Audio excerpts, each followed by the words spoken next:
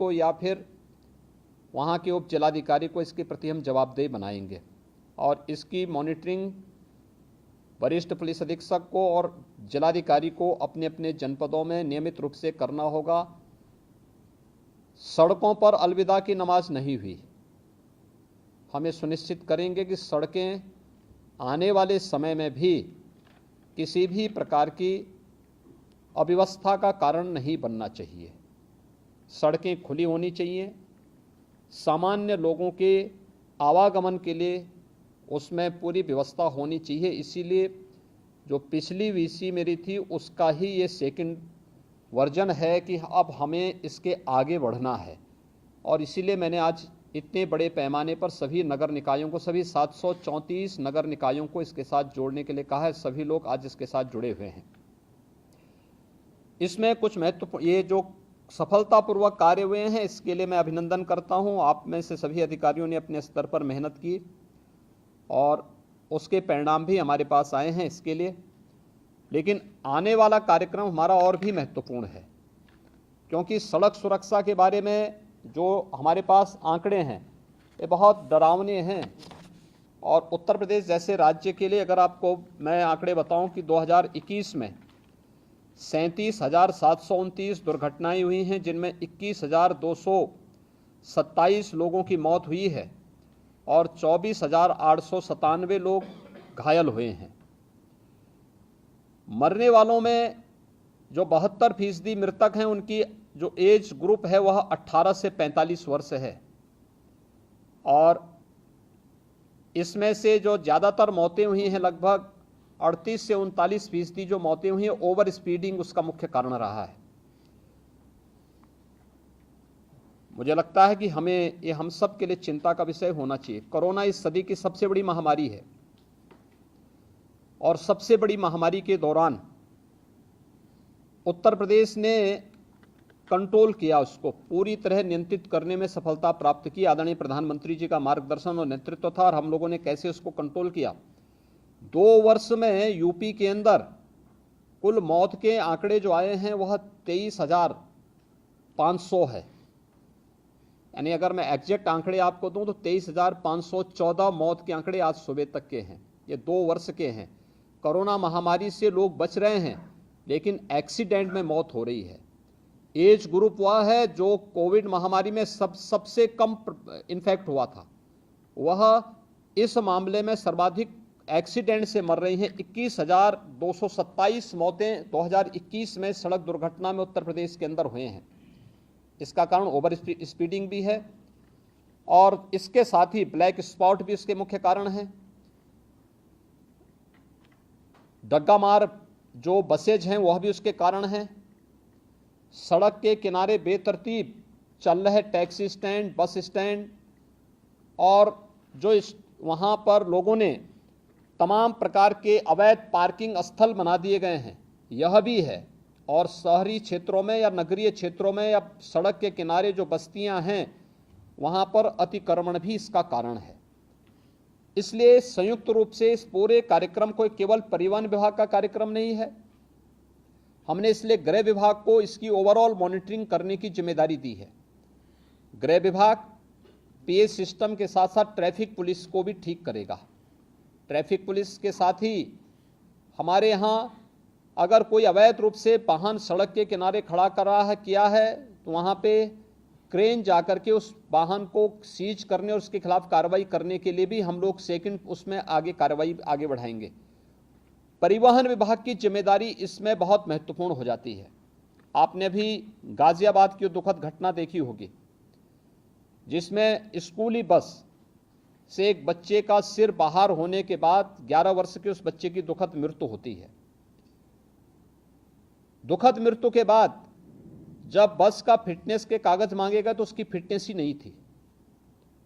ये परिवहन विभाग की पहले प्राथमिक जिम्मेदारी थी कि हर एक बसेज का स्कूल कॉलेजेस खुलने के पहले हम सुनिश्चित करें कि उनके पास अपने वाहनों की फिटनेस सुनिश्चित हो।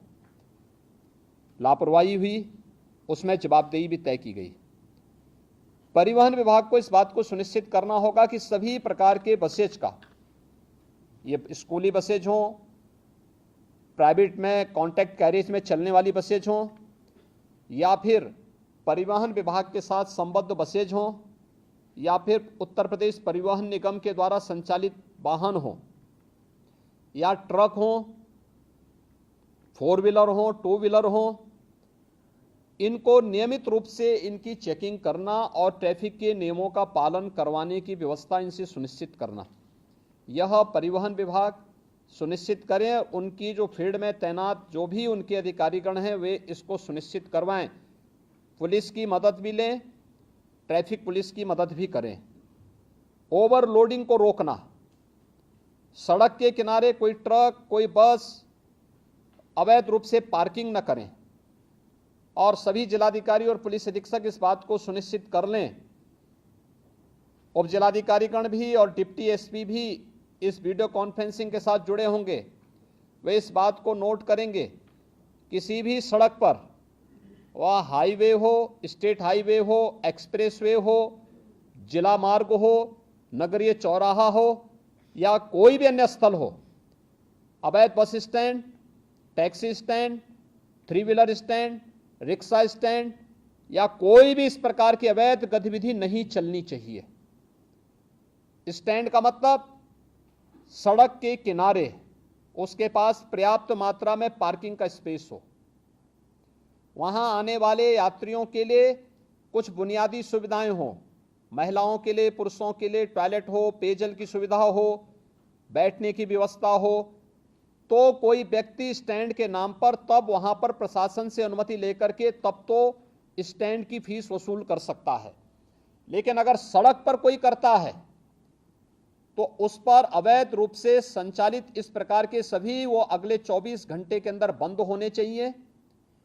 बंद होने के साथ ही हमें सुनिश्चित करें कि अगर कोई व्यक्ति इस तरीके के उसको करने का अभ्यस्त है तो उसमें एफआईआर लॉन्च करके, गैंगस्टर के अंदर एफआईआर लॉन्च करके उसमें फिर हमें उसकी पूरी संपत्ति को जब्त करना चाहिए। उसने इस प्रकार के अवैध वसूली से जो पैसा कमाया है वह राजकोष में वो पैसा आना चाहिए। इसकी कार्रवाई हमारी आगे बढ़ जानी चाहिए। इसलिए अवैध रूप से स्टैंड नहीं चलेंगे। लखनऊ अगर हम अयोध्या की ओर से आते हैं या बाराबंकी की ओर से आते हैं या कानपुर की ओर से आते हैं, कई कई किलोमीटर तक हम लोग देखते हैं ट्रक्स खड़े हैं हाईवे के किनारे। क्यों खड़े हैं?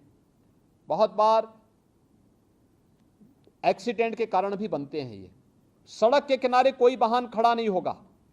नियमित पेट्रोलिंग करना, परिवहन विभाग और गृह विभाग इस बात को सुनिश्चित करेंगे। पेट्रोलिंग सुनिश्चित करते हुए सड़क के किनारे कोई भी इस प्रकार के वाहन खड़े नहीं होंगे, उनके लिए पार्किंग का स्पेस उपलब्ध करवाइए, अन्यथा वो सड़क पर चलते रहें। ढाबा भी अगर पार्किंग के लिए स्पेस नहीं है तो ढाबा को भी, इस प्रकार के अवैध ढाबों को भी आप सड़क के किनारे से हटाएंगे। एक्सप्रेस हाईवे हो, पीडब्ल्यूडी से जुड़े हुए मार्ग हो, नगर विकास से जुड़े हुए हो या किसी भी अन्य विभाग से जुड़े हुए मार्ग हो, अवैध अतिक्रमण इनमें से सब जगह हट जाना चाहिए। हर हाल में हम इस बात को सुनिश्चित करें। ये सभी संबंधित विभाग इसके साथ जुड़ेंगे। मुझे आश्चर्य होता है कि बच्चों को पहले स्कूलों में ट्रैफिक के नियमों के बारे में जानकारी बताई जाती थी। आज ये सभी चीजें पाठ्यक्रम से एक प्रकार से नदारद सी हो चुकी हैं। मैंने प्राथमिक शिक्षा, माध्यमिक शिक्षा, उच्च शिक्षा, इन सभी से मैंने कहा था कि हर जनपद में प्रधानाचार्यों की ट्रेनिंग का एक कार्यक्रम, मुझे विश्वास है कि सभी जगह हुआ होगा। जिन लोगों ने ट्रेनिंग ली है, विद्यालय के प्रिंसिपल होंगे, प्रधानाचार्य होंगे, प्राचार्य होंगे, वे सभी अपने अपने विद्यालयों में ट्रेनिंग के साथ साथ बच्चों में अब एक हम लोग हैंडबिल हर जनपद में सूचना विभाग की तरफ से भेज रहे हैं। इस हैंडबिल का प्रकाशन हर एक बच्चे के पास ये हैंडबिल पहुंच जाए, कॉमन मैन के पास भी पहुंचे, चौराहे पर जहां पर हमारे पब्लिक एड्रेस सिस्टम हो वहां पे भी ये पहुंचे। हमें क्या करना है, क्या नहीं करना है, अच्छा हैंडबिल बनाने का प्रयास हुआ है। बच्चों को बताने की व्यवस्था, उनको स्कूल में बताना, हम सड़क पे चल रहे हैं, हमें कैसे चलना, पैदल चल रहे हैं, कहां से हमें सड़क क्रॉस करनी है, हम टू व्हीलर में जा रहे हैं, हमें किन नियमों का पालन करना है, हम फोर व्हीलर में चल रहे हैं, हमें किन नियमों का पालन करना है, हमें टू व्हीलर फोर व्हीलर या सड़क पे चलते समय मोबाइल फोन या ईयरफोन का इस्तेमाल करना है नहीं करना है, इसके लिए क्या सावधानी बरतनी है। ये सभी चीजें सामान्य जानकारी है। इन सभी सामान्य जानकारियों को अगर हम स्कूली बच्चों को देंगे तो वे बच्चे अपने घर में अपने अभिभावक को भी बताने में थोड़ा सफल हो सकते हैं, बता सकते हैं। और हर एक स्कूल कॉलेजेस में इस प्रकार की डिबेट भी होनी चाहिए, कार्यक्रम भी होने चाहिए। अगले 2 दिन विद्यालय चलेंगे, उन 2 दिनों के अंदर हम इन कार्यक्रमों को वहां पर लागू करने का प्रयास करें। कहीं प्रभात फेरी निकले, कहीं इस पे टॉक हो, कहीं यहां पर डिबेट हो, कहीं यहां पर कुछ अन्य कार्यक्रम चलने चाहिए। ये स्कूल कॉलेजेस की एक जिम्मेदारी बनती है और इसके बारे में हमें प्रतियोगी कार्यक्रम भी वहां पर आगे बढ़ाने चाहिए। इसके अलावा हम इसमें तमाम अन्य संगठनों का भी सहयोग, स्वयंसेवी संगठन होंगे, सड़क सुरक्षा से संबंधित जानकारी देने वाले तमाम अन्य सामाजिक संगठन होंगे, उनका भी हम इसमें मदद लें। इसमें हम लोगों से इस बात को सुनिश्चित करें कि सड़क स्टंट करने की जगह नहीं है। ओवर ब्रिजेज या फ्लाईओवर के ऊपर जो स्टंट होते हैं, जो युवा स्टंट कर रहे हैं अपने बाइक से, हर हाल में इसको रोकना। बाइक से चल रहे हैं तो हेलमेट अनिवार्य करने की आवश्यकता है, बताने की आवश्यकता। 1 सप्ताह अवेयरनेस के कार्यक्रम चलाइए, पहले अवेयरनेस, और फिर अगर अवेयरनेस के बाद आपको लगता है कि अब हमें इन्फोर्समेंट की आवश्यकता होती है तो उसके बाद फिर हमें इस कार्यक्रम को उसके बाद फिर आगे बढ़ाना चाहिए। इसलिए पब्लिक एड्रेस सिस्टम को सक्रिय करने और उनका उपयोग करने के लिए ही हमने इस बारे में कहा। हैंडबिल का वितरण, होर्डिंग्स लगाना, हर एक जनपद में, हर एक चौराहे पर, हर एक स्तर पर सूचना विभाग से इसके बारे में पूरी जानकारी लेकर के सावधानी बरतने की दिशा से अच्छे होर्डिंग्स परिवहन विभाग के द्वारा, गृह विभाग के द्वारा, नगर विकास विभाग के द्वारा, पीडब्ल्यूडी के द्वारा, अन्य सभी संबंधित शिक्षा विभाग के द्वारा, इनके द्वारा हर एक स्तर पर लगाने की आवश्यकता है।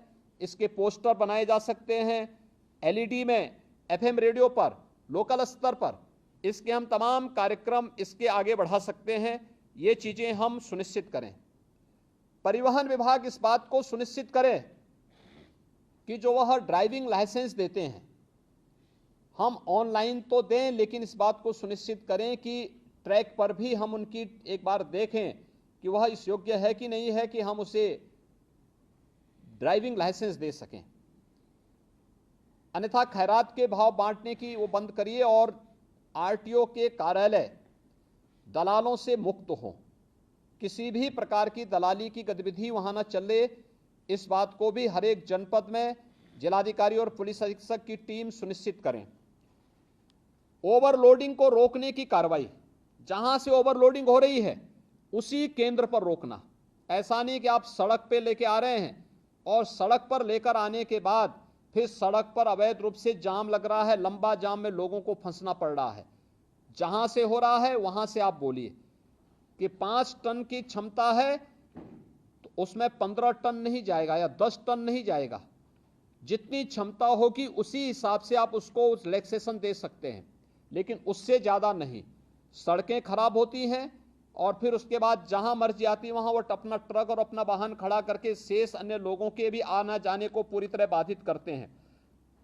अच्छा होगा जिस दिन स्कूल कॉलेजेस बंद होंगे उस दिन हम अभिभावकों के साथ भी इस प्रकार की चर्चा करें, सड़क सुरक्षा पे चर्चा करें कि आप अपने पाले को लेके स्कूल आ रहे हैं तो कम से कम हेलमेट पहन करके आएं। बाइक से आ रहे हैं हेलमेट पहन के आएं, 4 व्हीलर से आ रहे हैं तो सीट बेल्ट को लगा करके आएं।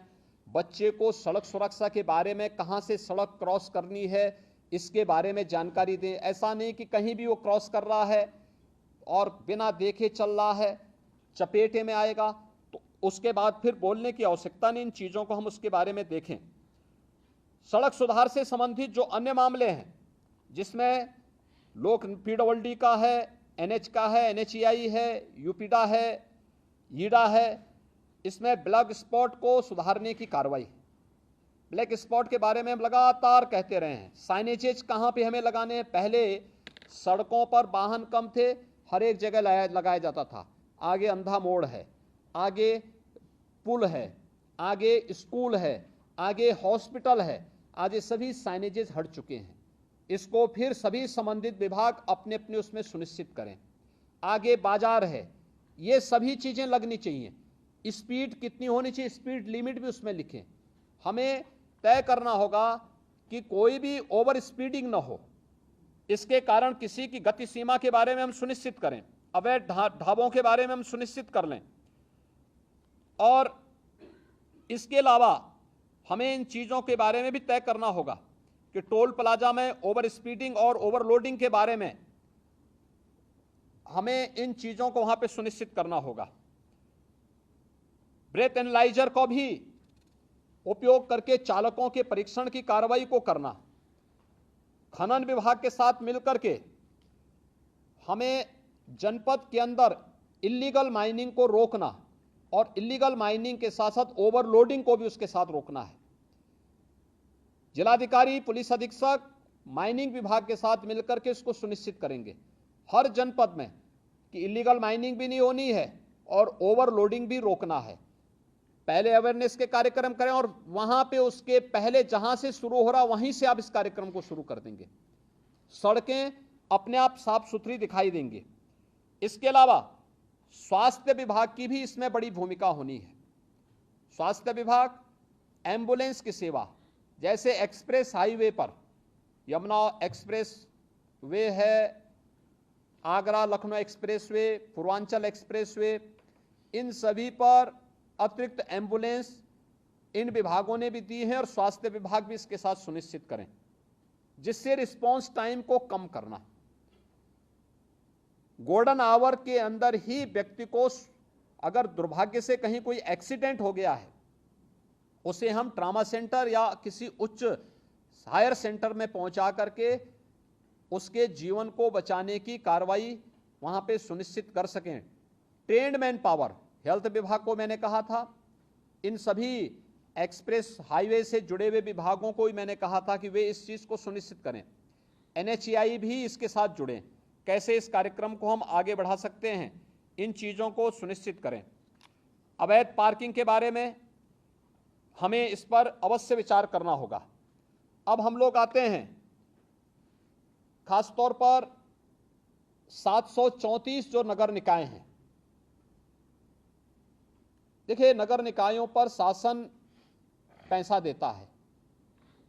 नगर निकायों को कैसे आप आत्मनिर्भर बना सकते हैं, इसके बारे में नगर विकास विभाग ने कुछ कार्रवाई प्रारंभ की है। सभी EO और प्रत्येक नगर पंचायत, नगर पालिका और नगर निगम के साथ जिला प्रशासन कोई नोडल अधिकारी दे करके सुनिश्चित करें कि शासन के द्वारा जो आदेश दिए गए हैं उसका पालन सुनिश्चित करवाना, उसकी इनकम को बढ़ाने की कार्रवाई करना, उन्हें आत्मनिर्भरता की ओर ले जाना। हर एक नगर निकाय आत्मनिर्भर हो सकता है, प्रयास हो। वर्षों से जमे हुए बाबुओं को थोड़ा इधर उधर भी हटाइए, जंग लग चुकी है उन पे और जंग अपने आप हटेगी, इसलिए उसको आप ठीक कर देंगे तो उसको स्थानीय स्तर पर इस कार्रवाई को करना। अवैध स्टैंड जितने भी होंगे इसको हटाने की कार्रवाई एक अगले 24 घंटे के अंदर अवैध स्टैंड तो हम हर हाल में हटा दें। कहीं भी अवैध स्टैंड नहीं चलने चाहिए, कहीं भी, हाईवे पर, एक्सप्रेसवे पर, स्टेट हाईवे पर, नगर निकाय के अंदर कहीं भी नहीं चलने चाहिए। किसी जिला मार्ग पर कहीं भी ना चले, इस बात को हम सुनिश्चित करें और जहां चलने हैं उसके लिए स्पेस उपलब्ध कराइए। आपके द्वारा उसको नोटिफाई किया जाए, बाकायदा उसको ऑप्शन निकाले जाएं और फिर वहां पे अच्छे लोगों को, माफिया प्रवृत्ति के किसी भी व्यक्ति को किसी भी ठेका पट्टे के साथ मत जुड़ने दीजिए। एक भी माफिया जुड़ेगा उसका पूरा गैंग फिर वहां पर अनैतिक और अवैध गतिविधियों का अड्डा बना देगा। हर एक माफिया की कमर तोड़ डालिए, कोई भी अवैध और अनैतिक गतिविधि उसको मत संचालित करने दीजिए। उसकी आर्थिक स्थिति अगर मजबूत होगी तो आपका जीना हराम कर देगा। उसकी आर्थिक गतिविधि को पूरी तरह ब्लॉक कर देना। और ये जितने भी अवैध स्टैंड चल रहे हैं, डग्गा मार बसें चल रही हैं, ओवर लोडिंग का कार्य चला, इसमें माफिया ग्रुप अभी भी हावी है। इसको रोकना, हर एक हाल में रोकना। मंत्री समूह जून प्रथम सप्ताह में हर जनपद में जाएगा। फिर से मैं भी हर जनपद में जाऊंगा। मेरे पास भी अनेक हर जनपद की रिपोर्ट प्रतिदिन आती है। उस समय मेरे पास किसी भी जनपद से कोई नकारात्मक रिपोर्ट नहीं दिखनी चाहिए और इस बात को सुनिश्चित करना है। दूसरा, नगरीय क्षेत्रों में निराश्रित गोवंश या आवारा कुत्तों को संरक्षित करके सड़क से बाहर करना, यह नगर निकाय की प्राथमिक जिम्मेदारियों में आती है। नगर निकायों ने अपनी जिम्मेदारी नहीं समझी है और इसको समझना होगा। सड़कों पर गोवंश न रहे, इसके लिए कान्हा ओपन की व्यवस्था करना हो, पीपीपी मोड पर कोई कार्यक्रम चलाना हो, जितने भी आवारा कुत्ते हैं सड़कों पर घूमते हैं अन्य, उसके बारे में व्यवस्था देना। हम ये भी सुनिश्चित करें कि तमाम लोग घर में भी अपना पालतू कुत्ता रखते हैं, हम सुनिश्चित करें कि वे साफ सफाई की व्यवस्था करके रखें और उन्हें सड़कों पर टहलाने के लिए ले जाकर के सड़कों पर गंदगी न पैदा करवाएं और आवश्यकता पड़ती तो उनका रजिस्ट्रेशन सुनिश्चित कराएं। उन पर निश्चित एक समय सीमा के अंदर उन्होंने उन्हें वैक्सीनेट किया है कि नहीं किया, यह भी सुनिश्चित करवाना। ये सभी चीजें हमें इसके साथ जोड़नी पड़ेगी। नगरीय क्षेत्रों में स्ट्रीट लाइट की व्यवस्था ठीक करना, समय पे स्ट्रीट लाइट जुड़े, ऑटो मोड पर रहे, सुबह होते ही अपने आप बंद हो, एक ऑटो मोड पर उसको चलाएं और साफ सफाई की व्यवस्था सुनिश्चित करना। नगरीय क्षेत्रों में यह साफ सफाई दिखनी चाहिए, पॉलीथीन फ्री होना चाहिए, कोई पॉलीथीन का उपयोग न हो। आधी समस्या मुझे याद है जब प्लास्टिक लोग उपयोग करते थे, किसी भी नगर में हम सफाई कितनी भी कर लें, हवा का एक झोंका आता था, उतना ही कचरा फिर से दिखाई देने लगता था। प्लास्टिक फ्री होने के बाद सड़कें अब साफ सफाई दिखने लग गई हैं, लेकिन जहां पे प्लास्टिक को अभी भी बैन नहीं किया गया है वहीं पर यह समस्या आती है, कचरे की समस्या वहीं आती है, गंदगी की समस्या वहीं आती है। प्लास्टिक हर हाल में बैन किया गया है, उसको कतई आप लोग अलाउ मत होने दीजिए। हर नगर निकाय वहां का जिस उप जिलाधिकारी के अधीन आ रहा है, वो उप जिलाधिकारी, वहां के डिप्टी एसपी, जिलाधिकारी और पुलिस अधीक्षक इस बात को सुनिश्चित करेंगे कि इसको हम लोग किसी भी स्थिति में वहां पे नहीं चलने देंगे और उसको वहां से हटाएं और साफ सफाई की व्यवस्था सुनिश्चित करें। आईटीएमएस 17 के 17 नगर निकाय जो नगर निगम हमारे हैं, इसमें आईटीएमएस 10 में स्मार्ट सिटी मिशन के अंतर्गत है तो बन चुका है या बन रहा है, से 7 में राज्य शासन की ओर से, नगर विकास की ओर से आईटीएमएस बनना है। आईटीएमएस को सेफ सिटी के साथ जोड़ना, गृह विभाग के साथ जोड़ना और सभी नगर 17 के 17 नगर निगमों के साथ साथ नोएडा, ग्रेटर नोएडा में भी हम इसको सुनिश्चित करवा लें कि इसको हम सेफ सिटी के साथ जोड़ेंगे और सेफ सिटी मिशन के अंतर्गत हम इस कार्यक्रम को आगे बढ़ाएंगे। हम जो सिटी के अंदर होर्डिंग लगाते हैं, बेतरतीब होर्डिंग बंद करवाइए। देखिए, स्मार्ट सिटी मिशन की एक शर्त है ये कि बेतरतीब होर्डिंग हटनी चाहिए और हमें हर हाल में इसको सुनिश्चित करना होगा। हर एक नगर निकाय के अंदर हम इसको सिस्टम के साथ जोड़ें। हम वहां पर इस बात को सुनिश्चित करें कि कहां पे हमारी होर्डिंग लगनी है, कहां पे हम लोग उसको स्क्रीन के साथ जोड़ सकते हैं, कहां पर हम उसको अन्य उसके साथ जोड़ सकते हैं, जिससे नगर के अंदर घुसते ही अच्छा दिखाई दे। कोई भी नगर निकाय ऐसा होना चाहिए जो आपका वहां की स्वच्छता ही वहां का पहला प्रतीक बन जाए। नगर निकाय के कार्यालय, वहां का भवन उस पूरे नगर निकाय के बारे में एक जानकारी दे सके, इसलिए उस पर ध्यान देना। उन वहां को जोड़ने वाली सड़कों को ठीक रखना, उसके सुंदरीकरण की प्लानिंग करना, उसको बेहतर तरीके से आगे बढ़ाना, जेब्रा क्रॉसिंग के निर्माण की कार्रवाई को सुनिश्चित करना। पूरे स्टेट के अंदर हम सुनिश्चित करें और खासतौर पर नगर निकाय के अंदर उससे जुड़े हुए अन्य मार्गों पर भी कि जो हमारे स्पीड ब्रेकर बनते हैं सड़कों पर, एक कमर तोड़ू न बनाएं, एक टेबल टॉप स्पीड ब्रेकर बने।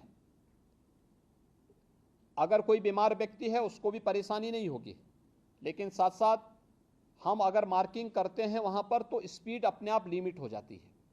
लेकिन जब वह कमर तोड़ू बनाते हैं तो कोई बीमार व्यक्ति जा रहा है उसके लिए बड़ा, या कोई बच्चा है, कोई गर्भवती महिला है, उसके लिए खतरनाक हो सकता है। इसलिए हमें पीडब्ल्यूडी को भी, नगर विकास को भी और अन्य सभी संबंधित विभागों को ये सुनिश्चित करना होगा कि कहीं भी हमें ये कमर तोड़ू स्पीड ब्रेकर नहीं दिखने चाहिए। इनको हटा दीजिए, जितनी जल्दी हटाइए उसको, हटा करके वहां पर हम, क्योंकि जब आप इस प्रकार की स्पीड ब्रेकर देते हैं तो उस स्पीड ब्रेकर से बचने के लिए लोग साइड से जाते हैं और फिर वहीं एक्सीडेंट का कारण भी बनता है। ये भी एक ब्लैक स्पॉट है आपका, ये जो आपके द्वारा दिया गया है।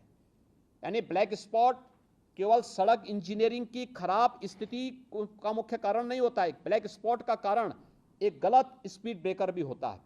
इसलिए स्पीड ब्रेकर टेबल टॉप होने चाहिए, जिससे कोई भी व्यक्ति वहां जाए आसानी से स्पीड कम करते हुए बहुत आसानी से उसको पार कर लेता है, और उस पर भी हमें ध्यान देना होगा।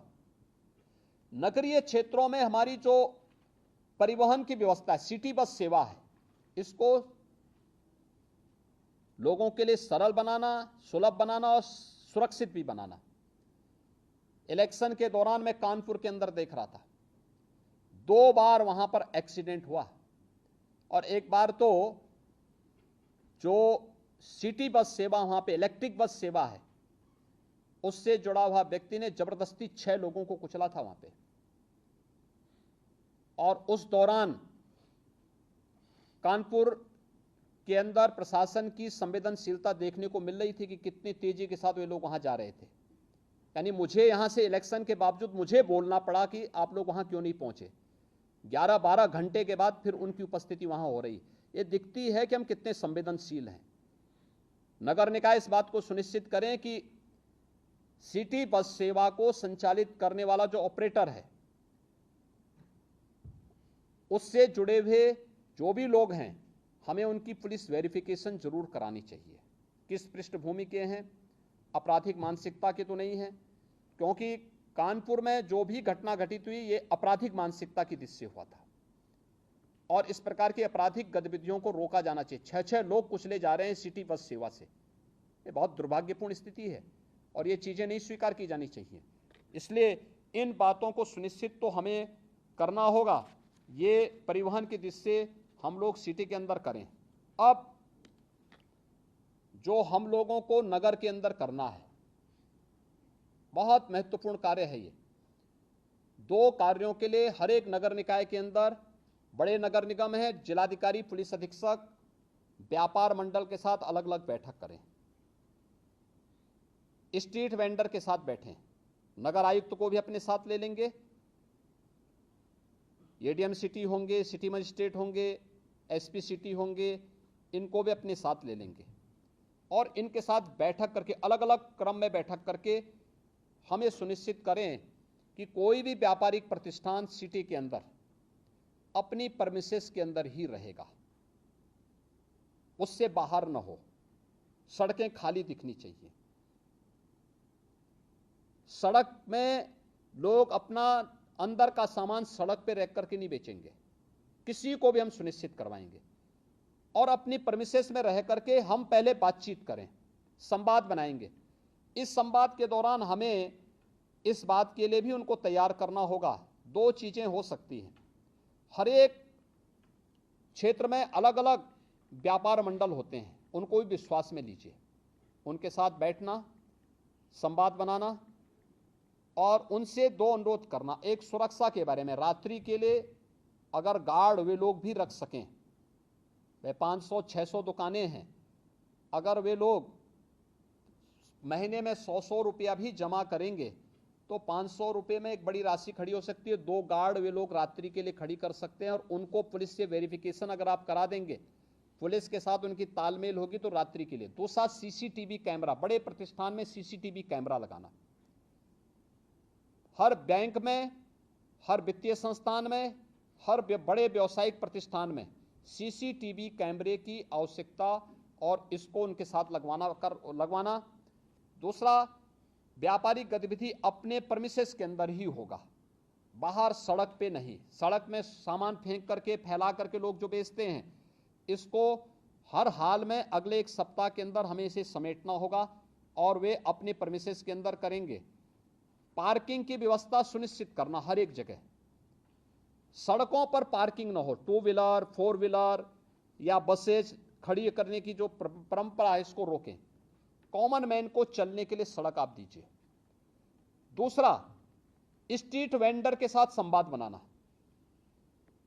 जितने स्ट्रीट वेंडर हैं प्रदेश के अंदर, हमने लगभग 8 लाख स्ट्रीट वेंडर ऐसे हैं जिस स्ट्रीट वेंडर को हम लोगों ने पीएम स्वनिधि की योजना के अंतर्गत जोड़ा है।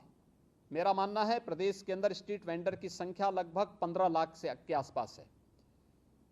ये सभी स्ट्रीट वेंडर के साथ बैठना, अलग अलग मार्केट में अलग अलग स्ट्रीट वेंडर का ग्रुप काम करता है। कोई रेलवे स्टेशन के पास करता है, कुछ बस स्टैंड के पास काम करता है, कोई अन्य जगह काम करता है। इस स्ट्रीट वेंडर के साथ भी बैठने की व्यवस्था करना और स्ट्रीट वेंडर के साथ बैठक करके इनके व्यवस्थित पुनर्वास को सुनिश्चित करना। मैंने पहले भी कहा था, हर एक स्ट्रीट वेंडर का रजिस्ट्रेशन आप सुनिश्चित करवा दीजिए। हर एक स्ट्रीट वेंडर का अगर रजिस्ट्रेशन है तो उसका व्यवस्थित पुनर्वास भी करना। व्यवस्थित पुनर्वास, नगर निकाय की तमाम लैंड खाली पड़ी होंगी, वहां पर आप ले जाइए और वहां पर उन लोगों को सुनिश्चित करिए। सड़क के किनारे न हो, पटरी के किनारे न हो, नाली के किनारे कुछ भी नहीं होना चाहिए। मैं देख रहा हूं बहुत सारे नगर निकायों में बाहर से आने वाले तमाम लोगों ने डेरा जमा लिया है, उन्होंने झोपड़ी बना ली है नालियों के ऊपर और वहां पर अवैध रूप से वे लोग रह रहे हैं और उसमें से बहुत सारे लोग तो अवैध गतिविधियों में भी लिप्त हैं। खासतौर पर जो डकैती की घटनाएं होती हैं, याद करिए अभी हम लोगों ने लखनऊ में 2 वर्ष पहले जो रैकेट पकड़ा था वो रैकेट था बांग्लादेश का और वही लखनऊ में डकैती डाला था। लखनऊ के बाद फिर अलीगढ़ में डाला था, अलीगढ़ के बाद फिर उसका हाथरस में, फोन उसका हमारे सर्विलांस में आ गया था और फिर उसका एक व्यक्ति, उसके साथ का एक व्यक्ति बांग्लादेश वापस भी पहुंच गया था। यानी 3 जगह हत्या करके डकैती डालने के बाद उनमें से एक व्यक्ति बांग्लादेश पहुंच गया, एक व्यक्ति बाद में हमारे हत्थे भी चढ़ा था। यानी ये चीजें दिखती हैं कि हम लोग कैसे आंखें बंद करके चलते हैं। सड़क के किनारे कौन डाल रहा है झोपड़ी, कोई पता नहीं होता हम लोगों को। लोकल स्तर पर जवाबदेही सुनिश्चित करें, नगर निकाय अपना एक अधिकारी तैनात करें और पुलिस की जो लोकल पुलिस है, लोकल थाना, उसकी जवाबदेही सुनिश्चित करें। एक बार अतिक्रमण हट गया है, व्यवस्थित पुनर्वास हो गया, दोबारा अगर कोई झोपड़ी डाल रहा है, दोबारा कोई वहां पे अतिक्रमण कर रहा है, उसी समय उसके खिलाफ कार्रवाई सुनिश्चित करिए। जो व्यक्ति पुलिस का हो, नगर निकाय का हो, उस क्षेत्र में स्वच्छता के साथ जुड़ा होगा या उस क्षेत्र का इंस्पेक्टर होगा, कोई तो सुपरवाइजर होगा, कोई तो होगा। ऐसा तो है नहीं कि नगर निकाय इतना बड़ा उसके पास मैन पावर है और उसका कोई व्यक्ति सुपरविजन करने वाला नहीं है। यह हम सुनिश्चित करें कि कोई भी व्यक्ति फिर से वहां पर वो न करने पाए। ये अवैध गतिविधियों का केंद्र बिंदु नगर निकाय के किनारे, सड़क के किनारे झोपड़ी डाल करके दिन भर वहां पर लोग अपनी तमाम गतिविधियों को संचालित कर रहे हैं, ये कतई नहीं हो सकता। और संवाद बना करके, जो पहले से चले आ रहे स्ट्रीट वेंडर हैं, संवाद बनाइए और फिर उनको 2, 3, 4 स्थान दिखाइए। तमाम स्पेस हैं आपके पास, उन स्पेस में से किसी एक जगह व्यवस्थित पुनर्वास करिए। उनके लिए छोटे छोटे अगर आप लोग वहां पे दुकानें बना सकते हैं, कुछ अच्छे मॉडल खड़ा कर सकते हैं, उनको एक निश्चित किराए के साथ, महीने में आप 50 रुपये 100 रुपये, नगर निकाय की इनकम भी बढ़ेगी, सफाई कर्मी दे दीजिए और वे व्यवस्थित रूप से वहां बसेंगे। सब्जी मंडी है या कोई भी इस प्रकार की मंडी है, उसको भी व्यवस्थित रूप से करना, सफाई के साथ जोड़ना, एक सिस्टम के साथ जोड़ना, अपनी परमिसेस में ही उसकी अनुमति देना। कहीं ट्रांसपोर्ट नगर है, ट्रांसपोर्ट नगर जहां है वहीं से ट्रांसपोर्ट की गतिविधि हो। सिटी के अंदर कब आना है, कब उन्हें अपलोड करना है, कब डाउनलोड करना है, इन सभी चीजों को एक निश्चय उसके साथ आप बना करके तय करें और संवाद बना करके तय करें।